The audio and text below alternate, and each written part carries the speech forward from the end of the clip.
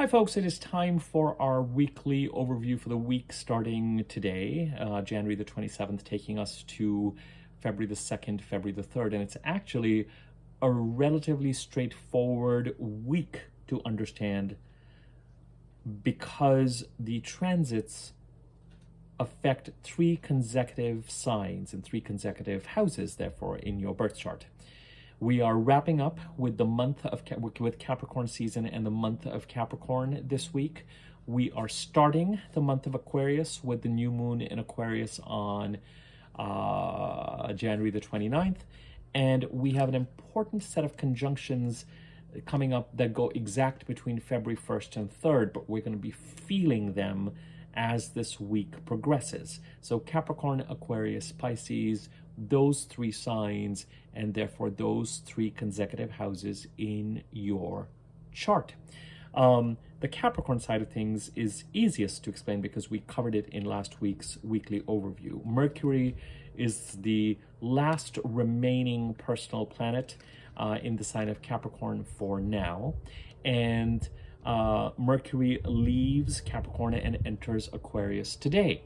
And on his way to make that change, Mercury will trine the South Node in Virgo.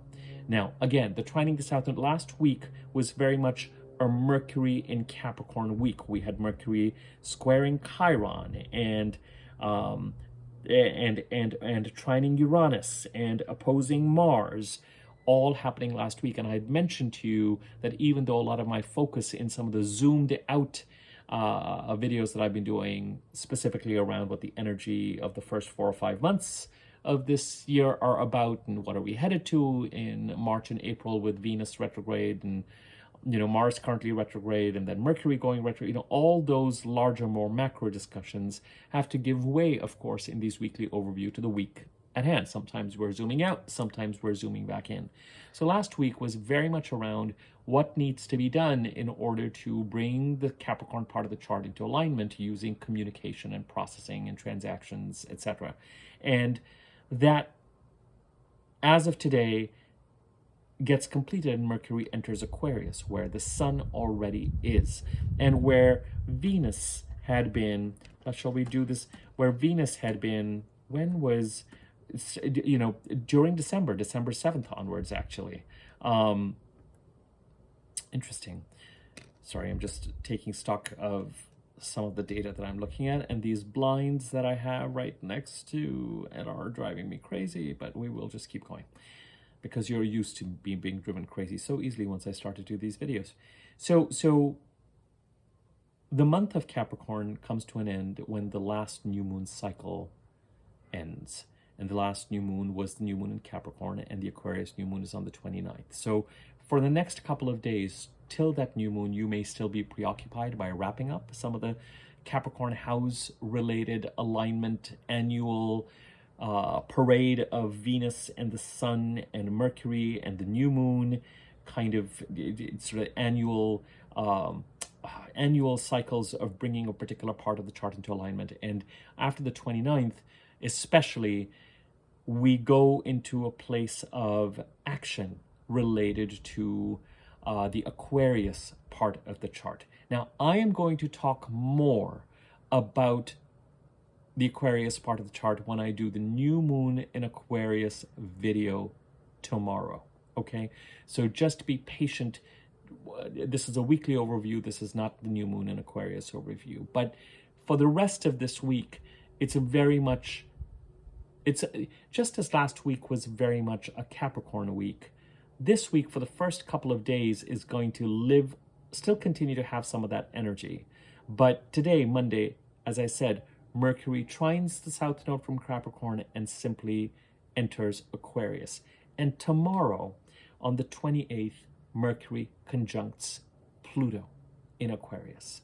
And that particular aspect, the new moon on the 29th, which trines Jupiter in Gemini, and then the sun makes that trine to Jupiter exact on the 30th.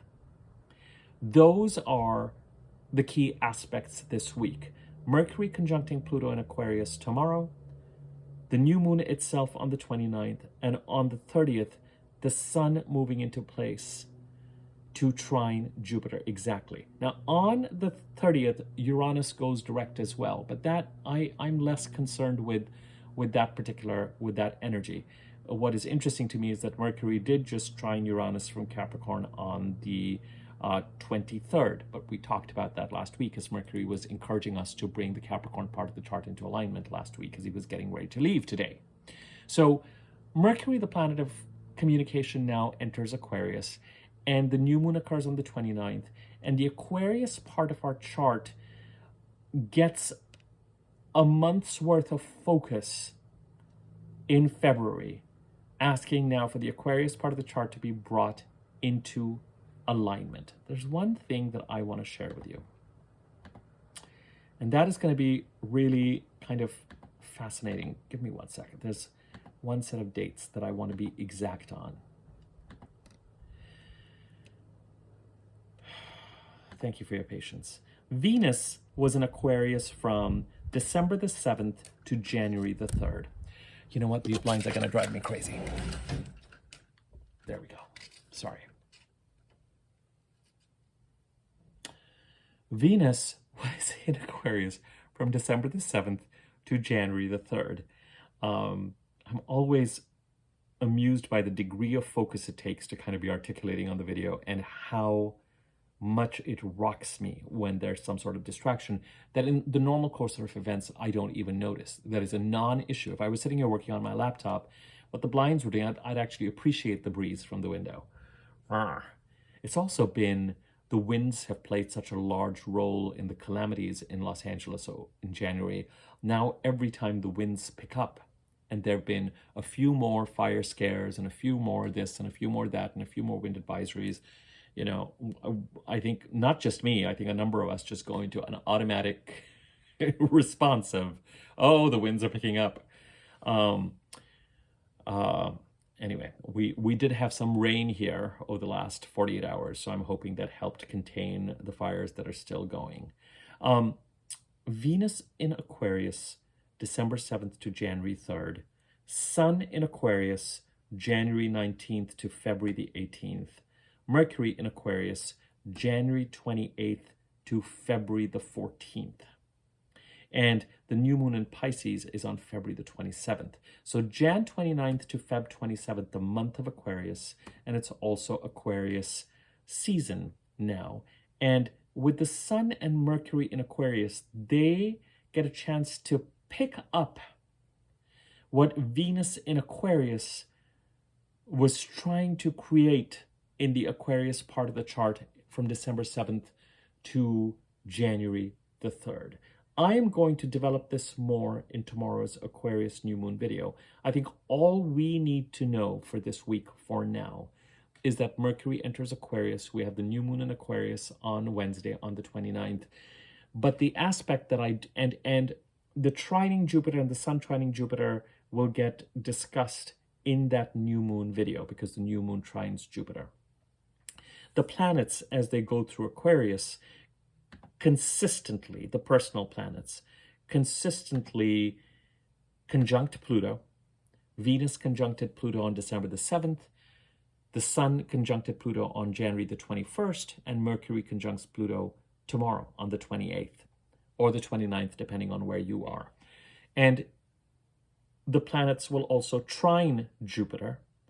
Venus trine Jupiter on December the 19th. The Sun will trine Jupiter, as I've said, on January the 30th, and Mercury will trine Jupiter on February the 3rd. And these planets also square Uranus in Taurus.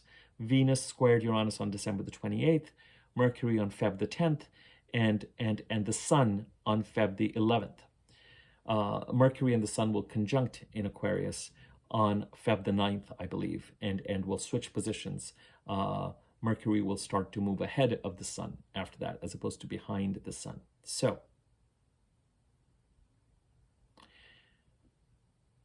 the trines to Jupiter are to be expected. The new moon trines Jupiter.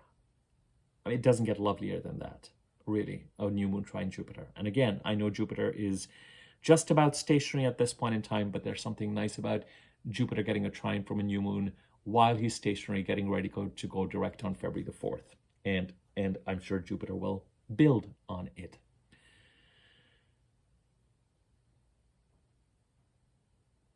Let's just do a very quick recap for a minute, because I feel like I've just thrown a ton of data at you, and we need to kind of make a quick distinction once again about what's relevant for this weekly overview and what's relevant for the new moon video.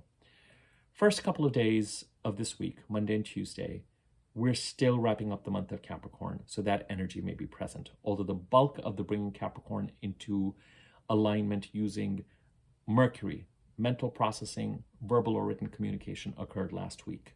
The last of the Mercury aspects from Capricorn is today, January the 27th, where Mercury, just before leaving Capricorn and entering Aquarius, trines the South Node in Virgo. Mercury enters Aquarius today, and tomorrow he conjuncts Pluto.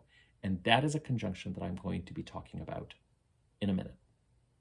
The new moon in Aquarius occurs on Wednesday the 29th and trines Jupiter. On Thursday, the sun moves in place to trine Jupiter exactly.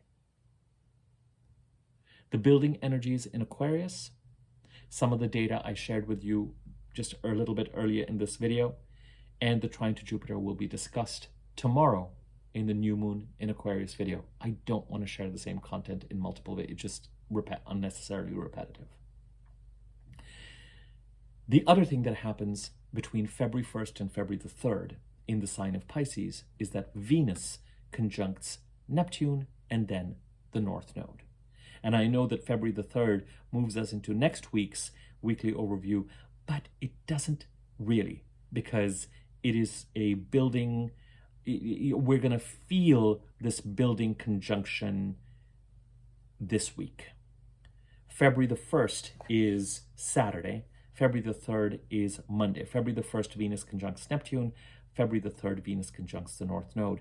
And on February the 3rd, after conjuncting the North Node, Venus moves into Aries. She doesn't get too far in Aries. She's going to slow down in Aries. She gets far enough. And then she's going to come back to wrap up things in the Pisces part of the chart when she's retrograde in mid to late March and in April. And she's going to spend April in Pisces again. I have done a whole video on Mars retrograde and Venus going retrograde on consecutive days 2 or 3 weeks ago. The Mars video was titled Purge. I would encourage you to look at those videos. I'll place links to them at the end of this video because they will give you a sense of the energy between now and the end of April, even the end of the first week of June. Those are my most effective videos right now for giving you a macro sense of things while we focus on the micro during this week. So, the energies start to shift into the Aquarius part of the chart, and building on whatever it is that Venus prompted us, wherever Venus goes, December 7th to January the 3rd, she was in Aquarius. She asks the question, what is it going to take? What does it mean to bring the Aquarius part of the chart into alignment with what you value and where you want to go? And Venus also builds bridges and opens doors and provides opportunities to be in communication, to explore opportunities to create greater harmony. And whatever Venus has prompted or brought now gets to be acted on as a result of the new moon and as a result of Mercury being in Aquarius till the middle of February. Mercury then will move into Pisces, and that switch of Mercury moving into Pisces is going to catapult us into the intensity of March and April, when all the planets are going to conspire to help us stabilize the Pisces part of the chart.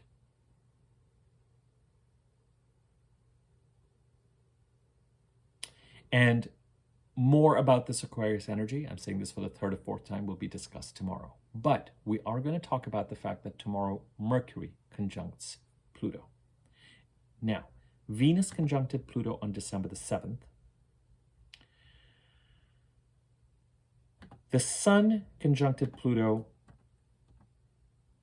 on January the 21st. And Mercury conjuncts Pluto tomorrow, the 28th, or depending on where you are on the 29th. Mercury conjuncted Pluto last on February the 5th of 2024.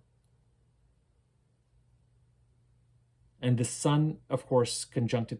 What I'm trying to say is these conjunctions take us back to the next round of development that occurred between January 20th and February 20th of 2024. And as Mercury gets ready to conjunct Pluto, whenever Pluto begins a transit in some part of the chart, as he is in the Aquarius part of the chart, he first, in order to create the transformations that are for our highest benefit, he first seeks to end or loosen ties that are holding us back. The first set of these personal planets conjuncting Pluto occurred between January 20th and February 20th last year, 2024. This is the second round now. And till 2032, the personal planets are going to be conjuncting Pluto every year. Some a little bit with Mercury and Venus, maybe a little bit more frequently in any given year. The Sun, of course, every year.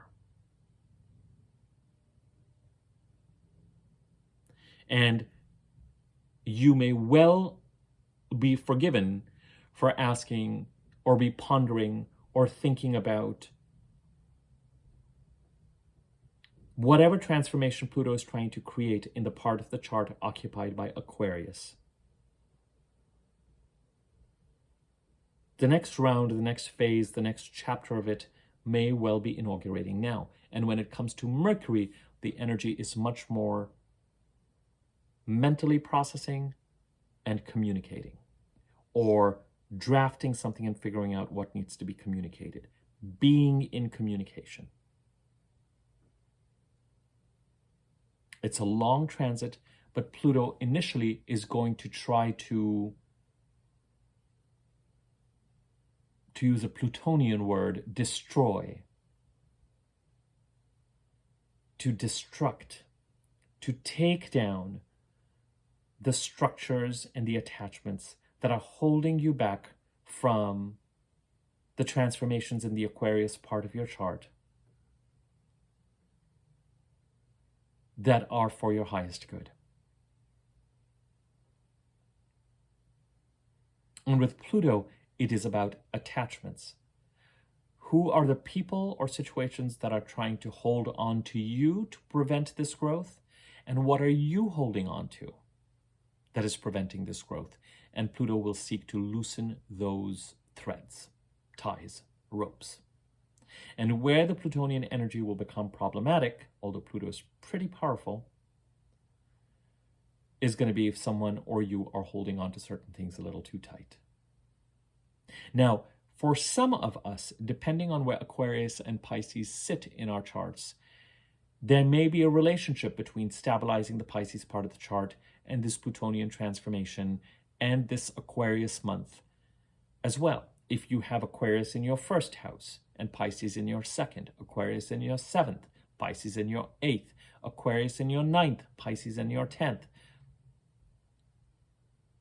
something like that, you know, where consecutive houses carry some sort of Aquarius in your third, Pisces in your fourth, if you look at things like neighborhoods and vicinity and real estate as connected to each other, then there may be a connection to whatever it is that you're trying to do between now and the middle to the end of April to try to stabilize the Pisces part of the chart, with Venus conjuncting Saturn and Neptune 3 times during this process, Mercury entering and conjuncting, getting ready to conjunct Saturn and Neptune and then going retrograde, the Sun coming in, the new moon in Pisces at the end of February, March and April.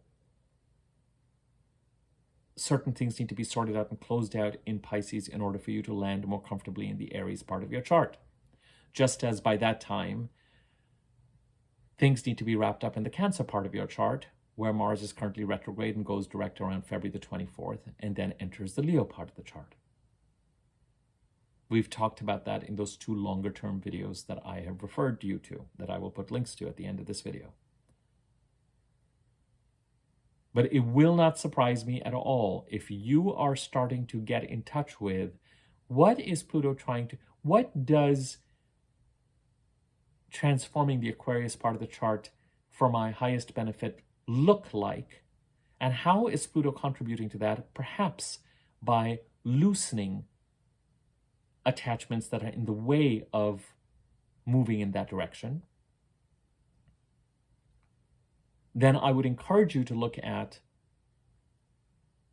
the Sun and Mercury and Venus conjuncting Pluto every year as annual developments in that journey. Mars opposing or conjuncting Pluto, and Mars, when he's retrograde, he has 1 more opposition to Pluto left, I think, in April. The Mars-Pluto conjunctions and oppositions are more powerful as change agents.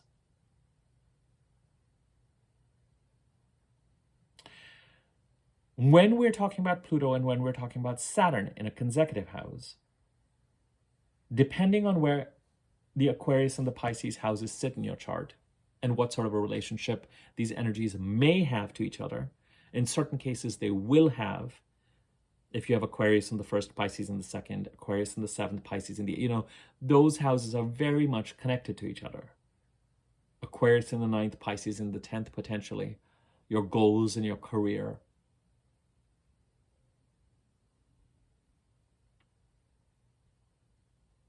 But if you have Aquarius in your 4th and Pisces in the 5th, then unless something like issues of real estate or the mother are getting in the way of you being able to achieve something romantically or with regard to what sits in your heart or what you want to do, the connection between those houses is a little bit less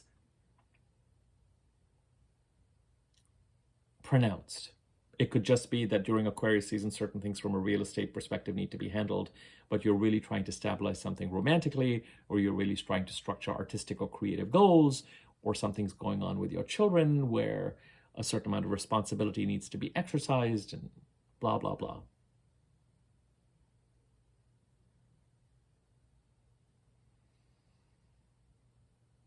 How's that for being articulate?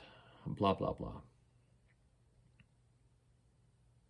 So the question I would ponder is that because it's rarely on the day when the conjunction is exact, it's likely to have been over the last week.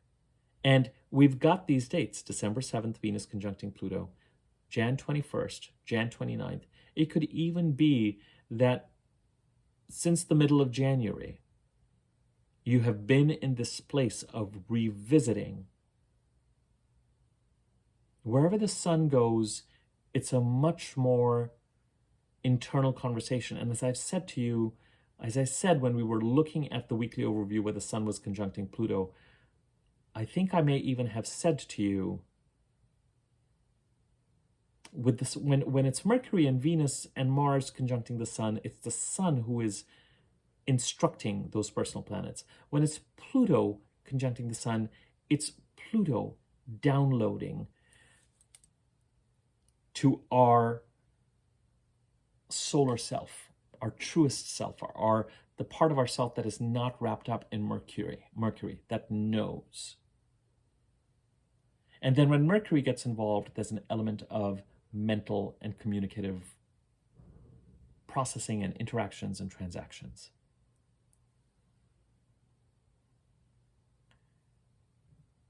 So the process of bringing the Aquarius part of the chart into alignment on an annual basis, but also tapping into Pluto's transformation of the Aquarius part of the chart all the way to 2032 is energetically active. And as I said, you could be forgiven for the past 15 days or so to have had some of your energy, mental energy, spiritual energy, spent in that direction. What stays? What goes? Who is trying to hold on to me? Who is trying to bind me? What am I holding on to? What was Pluto trying to release for me in the Aquarius part of the chart between January 20th and February 20th of 2024? How do I continue to build on that? Where do I need to draw boundaries if someone is trying to hold on to me or some situation is trying to hold on to me? What boundaries do I need to set if there's something potentially deceptive going on in that process? What boundaries do I need to set with myself to get with the program with regard to understanding what I need to detach from and let go of?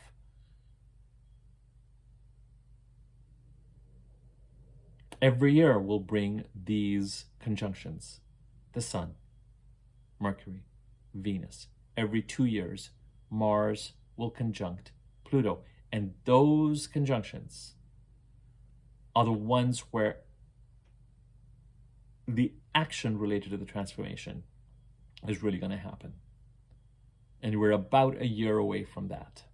Shall we check and see when the next Mars-Pluto conjunction is?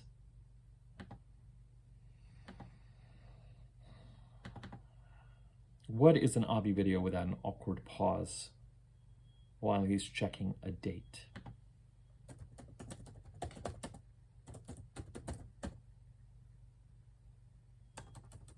Sorry, I want to type this differently.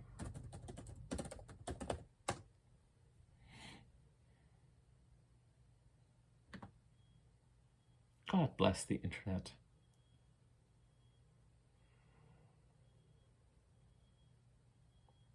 And save us from it.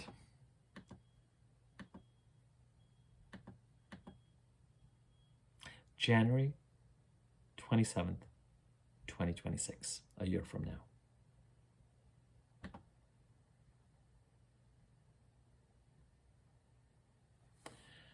So we're in this midpoint with Mars opposing Pluto right now. And then January 27th of 2026, the next kind of wrecking ball of change related to the Aquarius part of the chart.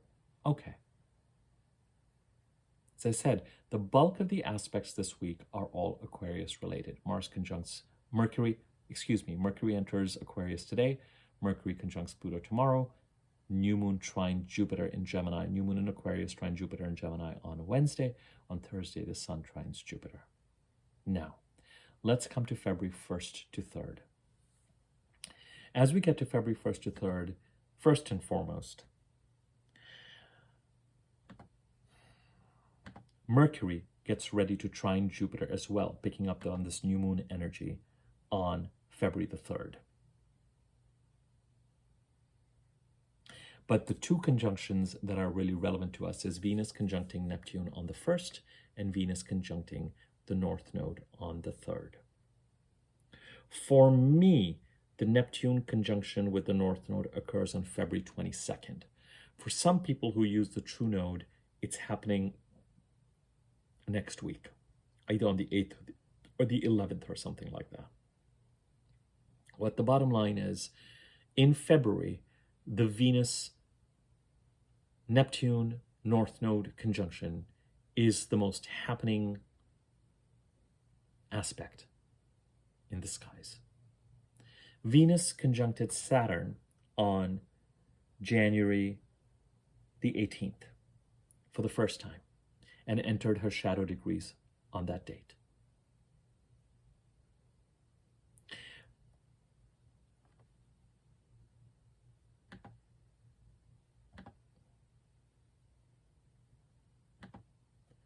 Venus currently direct conjuncts Neptune on February the 1st, the North Node on February the 3rd, and moves into Aries on February the 3rd. On March the 1st, or 2nd, depending on where you are, Venus goes retrograde in Aries. And on March the 27th, she retrogrades back into Pisces. After she retrogrades back into Pisces, she's going to conjunct Neptune, conjunct the North Node. In April, conjunct Saturn, go direct on April the 13th, and then conjunct Saturn again for the 3rd time. And then on her way into Aries on April the 30th, she will conjunct the North Node, and the next time she conjuncts Neptune will be in Aries, because Neptune moves into Aries on March the 30th.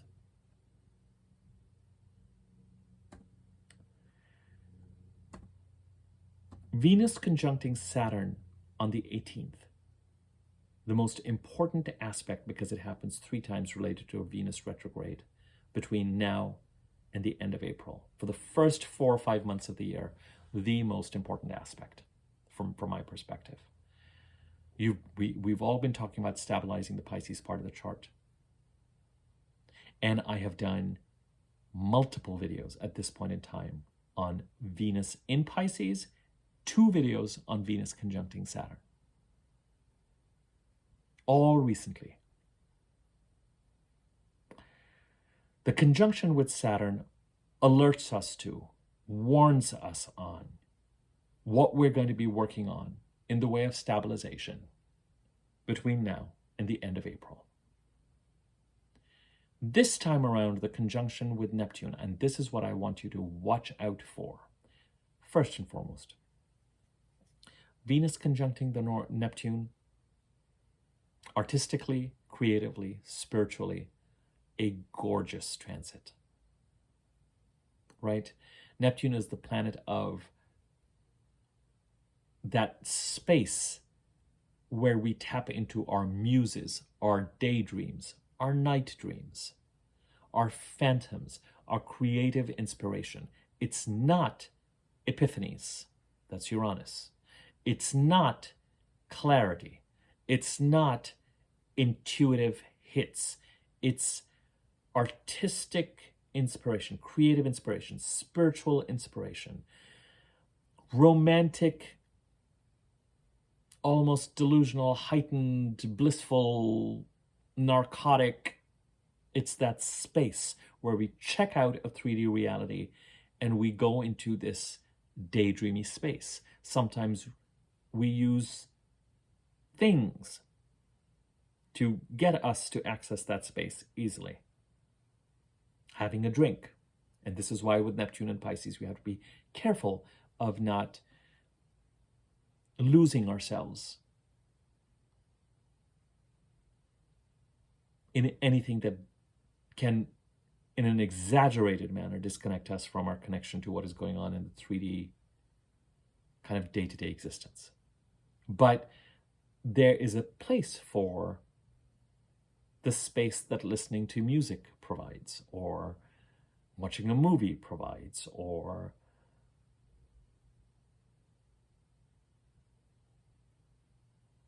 going into that dreamlike space. And Venus conjuncting Neptune, especially if we're in a place where we are, as part of the Venus-Saturn conjunction, stabilizing creative plans, healing plans, spiritual plans, therapeutic plans, then Venus conjunct Neptune could be very heady and very inspiring indeed. Venus conjuncting the North Node, in and of itself, opportunity. And this is the slightly nutty thing about having the North Node in Pisces while we've got Saturn and Neptune in Pisces. The Saturn-Neptune energy talks about managing a set of energies that have been in place since 2012, that reached some sort of a crisis in 2016-17. And since 2023, Saturn entering Pisces is saying, enough of this Neptunian fogginess. If you have Neptunian aspirations, structure them. Build some real plans, get ambitious about them, concretize them, start to turn them into reality and achieve and build on them. If, from a Neptunian perspective, you have let go of being able to manage and stay on top of your business in a responsible way in the Pisces part of the chart, Saturn since March 2023 saying, enough of that, let's get back on our obligations and put some structure around acting more responsibly in the Pisces part of the chart. If you've been dealing with fogginess, deception, you've been deceptive, someone playing their cards close to their chest, you playing your cards close to your chest, lying, gaslighting, energies in the Pisces part of your chart, Saturn is saying, enough of that. Set the boundaries, stop the energy leaks, stop acting in a deceptive manner, stabilize the energy leaks. Take the responsible action to do what you need to do to clean things up in the Pisces part of the chart or structure them. That is one set of energies. The North Node entering into Pisces could be related to this or could be an entirely different thing. Saying, for some reason, there's a need to lean into the Pisces part of the chart between July of 24 to February 27, because that is where our growth is going to come from.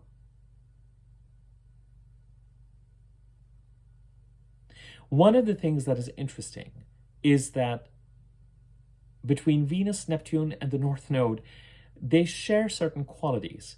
Venus and Neptune are supposed to share a quality of harmony and connectedness and peace and putting the collective or others or peace or bliss over material reality. Although Venus is a much more grounded and realistic planet and deity than Neptune,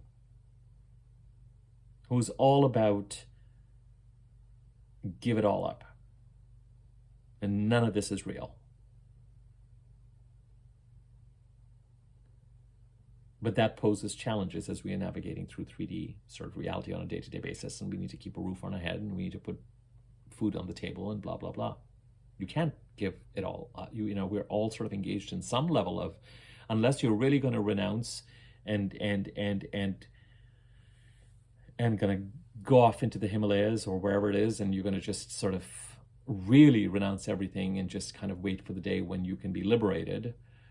That Neptunian aim, while noble for anybody who's not going to that extreme, and that is what Neptune will pull you towards, sort of this idea of nothing and nobody's yours, so why don't we get with the program, and why don't you stop running after titles and resumes and bank balances, and because it's all just a whole bunch of BS. That's sort of Neptune talk. And yeah, no, we get that.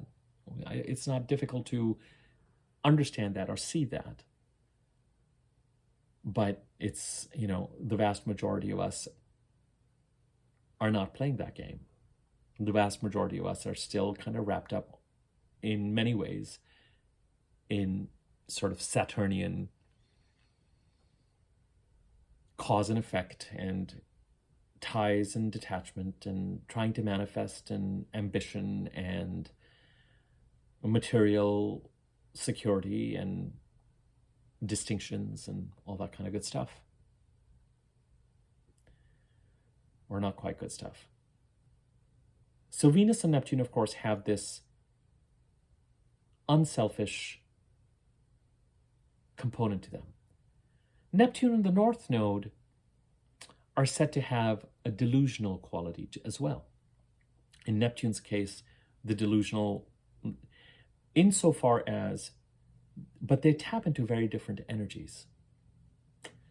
The North Node in more traditional, when Neptune had not been discovered, the North Node in more traditional astrological circles was really given a much more Neptunian meaning, that the North Node encourages us to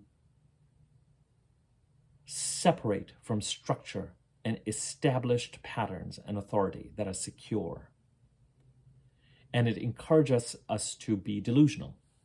Today, in 2025, certain astrologers, certainly myself, believe that the North Node is not trying to make you be delusional. The North Node is actually trying to put you in touch with what is actually in your soul, with your sense of calling, what is knocking at your heart, whether it is whatever it is that you're designed to do or the strategies that are right for you. The only reason why it comes across as delusional to others is because if you've been born into a family of doctors and the North Node is signifying that you may want to become a sculptor, then pursuing the North Node according to all the established social structures that are trying to keep you in a certain place, the North Node starts to be seen as risky and disruptive and problematic and needs to be curtailed and can lead to material loss or material challenges or risk. But the bottom line is, if you talk to someone who feels a strong sense of calling about being a sculptor or a musician, you can't let that go. So to some people, that is delusional. In 2025, given the way we live now, it's a necessity to honor the North Node in a balanced manner. because the North Node is going to keep knocking on your soul and on your heart. And more importantly for me, it's the strategies associated with the sign the North Node is in and the house the North Node is in your birth chart using. And this is the biggest reason I use the Western tropical chart and the whole sign house system, because it is the North Node placement in the Western tropical chart in the whole sign house system, whole sign house system, that for me still gives us the most important point in that birth chart, which is that North Node. And the difference between a fulfilled second half of life as opposed to an unfulfilled second half of life, I find when I talk to people, is associated with how closely we are aligning with the strategies related to the North Node in our birth chart in the Western tropical whole sign system. But if the social structure around you thinks that the right thing for you to do is something other than what you feel called upon to do, then the North Node is a disruptor.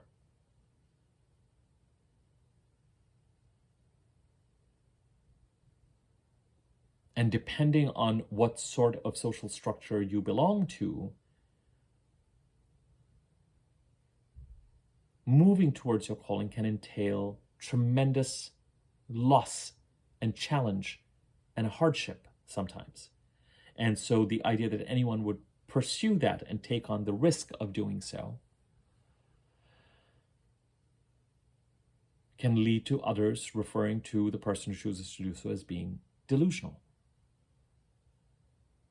Neptune's delusional quality is altogether different.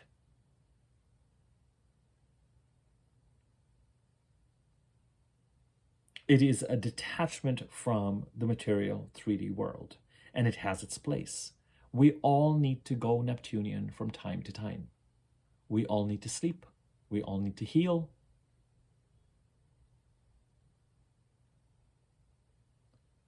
We all need to relax. We all need to let go of the grind and the chase. We all need to detach. We all need to listen to the equivalent of music. We all need to tune into the music of the spheres. We all need to dream. We all need to have a certain amount of time of the day, even if it is 10 minutes, 15 minutes, where we can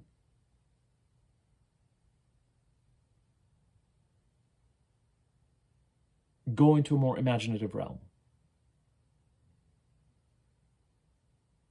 In a bigger perspective, Neptunian's reminder that we are all in some sort of holographic projection or some sort of game or some sort of something, and that all of this is going to be shed, is a helpful reminder. But understandably, if people start to chase a kind of a feeling of bliss that will only come from detachment, then of course, sure, Neptune has a delusional quality. Neptune becomes problematic when we lose touch with our own power to affect things and manage things in 3D reality. When we move towards paranoia, when we start to feel like we don't have the power to do things because we're too much in our dreamscape or we've let go of things too much. And the North Node, every planet can become problematic, right? Mercury can make us overly analytical and indecisive. Venus can make us lazy or sort of full of gluttony, and Mars can make us rapacious and aggressive and violent, etc., etc., etc.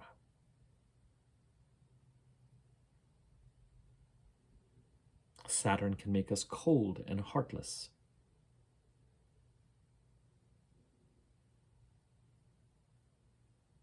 So Venus conjuncting Neptune, and then Venus conjuncting the North Node, all this energy could be connected, or it could be two separate energies that are developing right now. With Venus, she is asking the question, what do we need to do to bring things into alignment?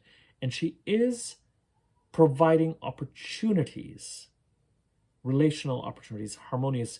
The thing that concerns me about the Venus-Neptune conjunction, the first of two in Pisces with the Venus retrograde, coming on the heels of a first Venus-Saturn conjunction, first of three, is that you may, as you are heading to February the 1st, be very, very attuned to, because Neptune is the planet that is for anybody who has been dealing with deception, theft, inaccuracy, lies, hiding, obfuscating, being Neptunian, being at the end of something that's Neptunian. Heading towards that Venus conjunct Neptune may feel like, oh, I've really got to watch my body. Like this first Venus-Saturn conjunction on January the 18th, followed by this Venus-Neptune conjunction on February the 1st, might for some people feel like a net is being spread once again, that you are going to be fighting once Venus is retrograde and Mercury has entered the picture and the new moon in Pisces occurs at the end of February, in March and April. And I would say that if you feel concerned that something like that is going on, then this week I would start to take steps to protect what you feel you need to protect.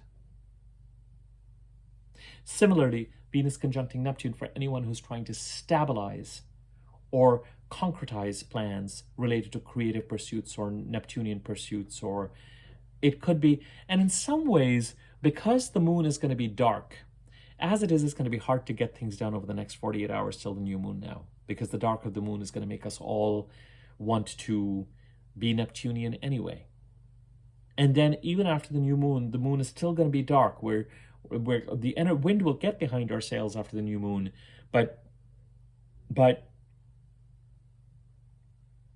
it's going to take a few days before we really regain a full sense of energy.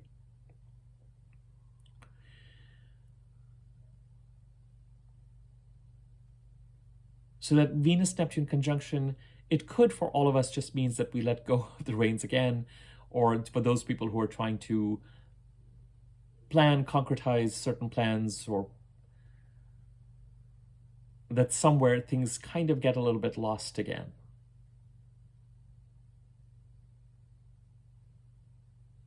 Watch out for, during February, watch out for something that is meant for you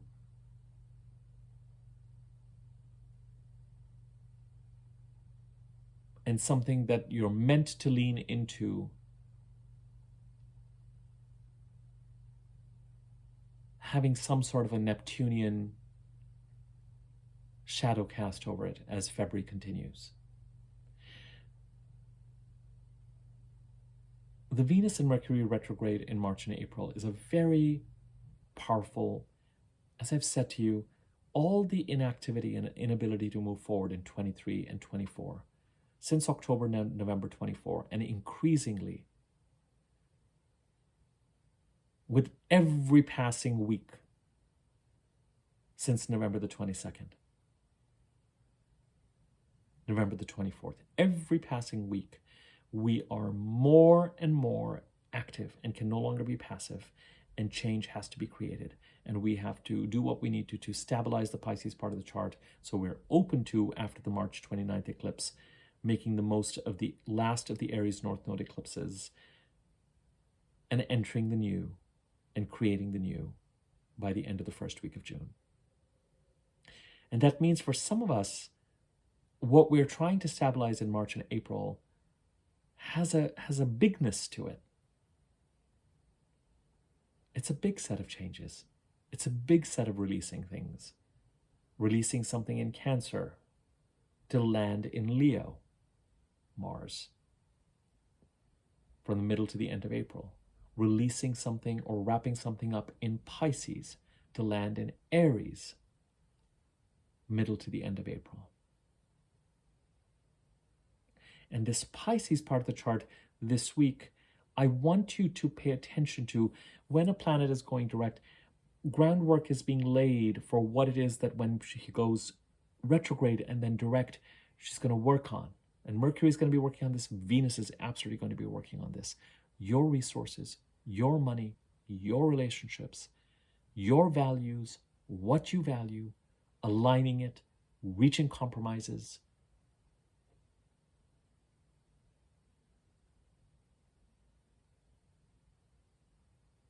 Structuring and building on and acting on creative or Venusian healing, relationship, artistic ambitions. There's just something about this Venus Neptune North Node conjunction, especially as the Neptune North Node conjunction becomes more and more powerful.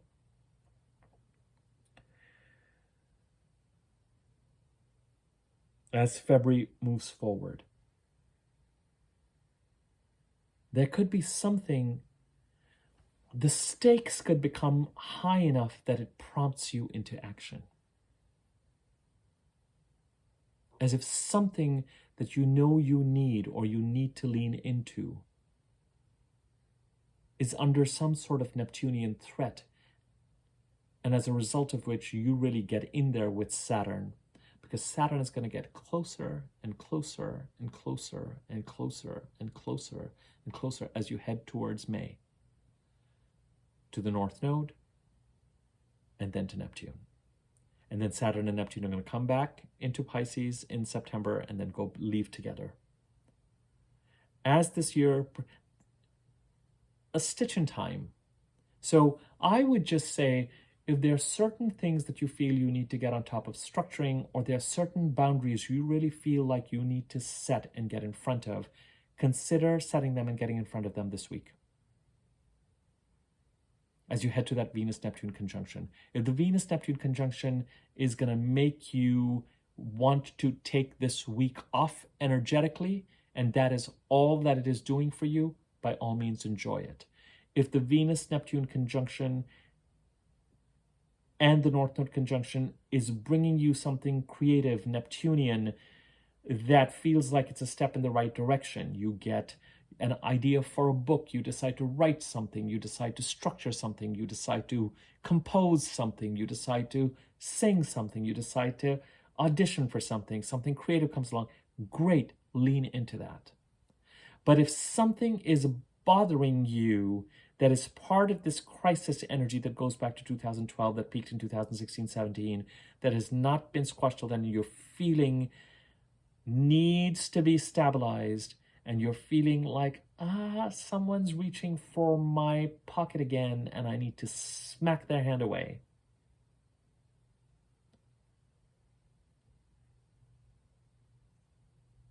And that's the feeling. I'm not encouraging any smacking of anything or anybody. Please be clear about that. Then set the boundaries where you need to set the boundaries, or get involved in those discussions, because you will likely be involved in those discussions all the way till the end of April.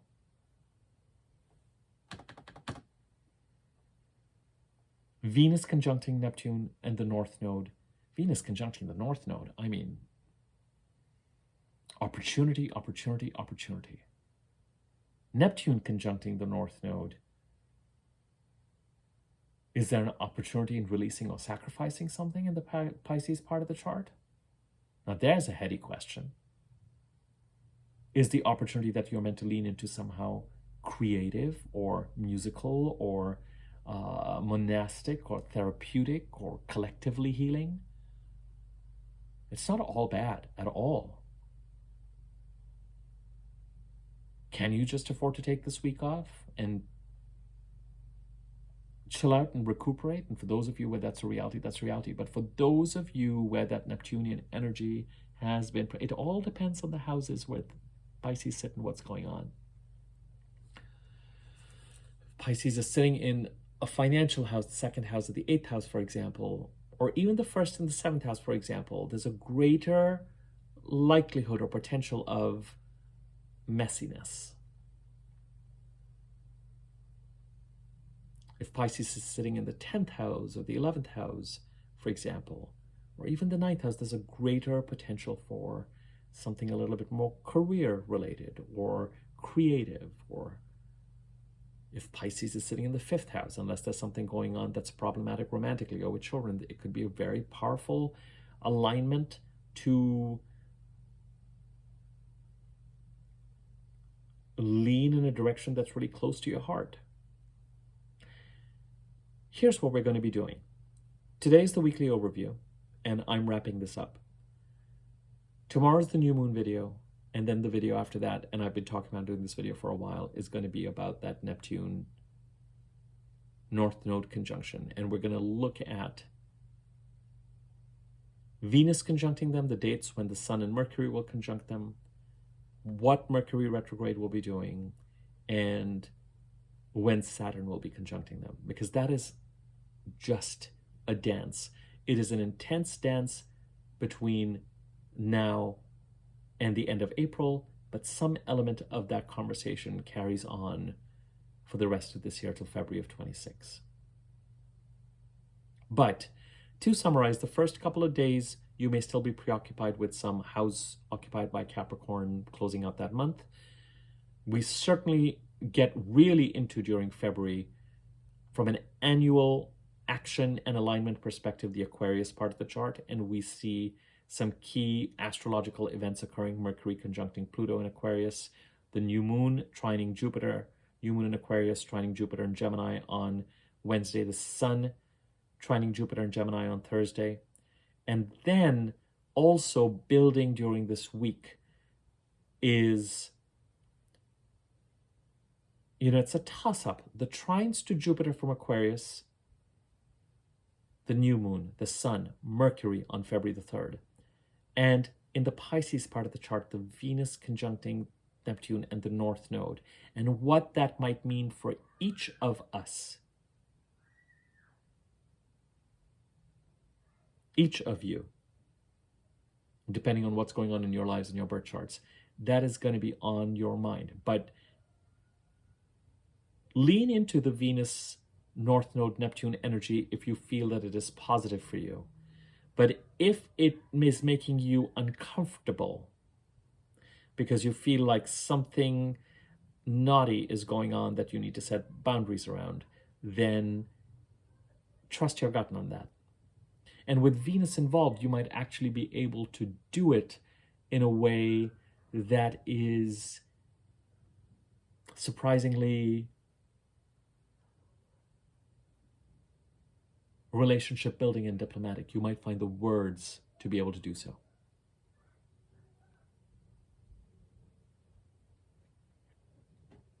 Okay. Again, I wanted to say this at the top of the reading, but I have left it till the end of the reading for anyone who's still here. During January, there are not a lot of days left, I'm offering discounted, looking at the astrological energies of 2025 and how they could be in conversation, how they are in conversation with your birth chart. Sort of a 2025 overview. Now, all that needs to happen is I need to hear from you during January that you're interested so we can at least establish that contact. And if we end up scheduling it in the first week of February or first couple of weeks of February, it's not the end of the world. But if you're interested in a 2025 overview, or if you're interested, I'm still offering single topic readings for 30 to 40 minutes and my regular readings for 60 to 75 minutes. If you're interested in a reading from me, use the email address in the description box below. Email me, let me know which country you're writing from, and I can get you the appropriate information and the rates. And then you can take it from there. Subscribe to my YouTube channel if you haven't already. When you subscribe, there's a bell icon next on the subscribe button. If you hover over it, you can click the wiggly bell on top so that you get all the notifications for my videos. When I post videos, you'll be notified. There's a thanks button underneath the video that you can use to contribute to the channel. By all means, spread the word on the channel if you find it useful or you think the content will be helpful to someone else. And you can also contribute to the growth of the channel for free by liking this video or leaving a comment. I think comments and likes increase visibility on YouTube. I hope you found this video useful and helpful and grounding as we move forward. Just be prepared over the next 48 hours. Your energy might dip and things may start to feel a little bit bleak and dark and depressed. Always happens when the moon is dark, just before new moon. And it is surprising how moody you might find yourself or how blue you might feel. And then the new moon occurs and the wind gets behind our sails and we're off to a new month. And I will do the new moon in Aquarius video tomorrow, and we will talk about the transits in Aquarius and the trine to Jupiter. And then I will do the video on the Neptune North Node conjunction and all the other conjunctions with Venus and Mercury and the Sun and Saturn that are going to be part of that conversation. It is something we really need to look at. I started to look at it and I've given you an introduction to it in this video. Okay? Thanks for your patience and talk to you guys soon.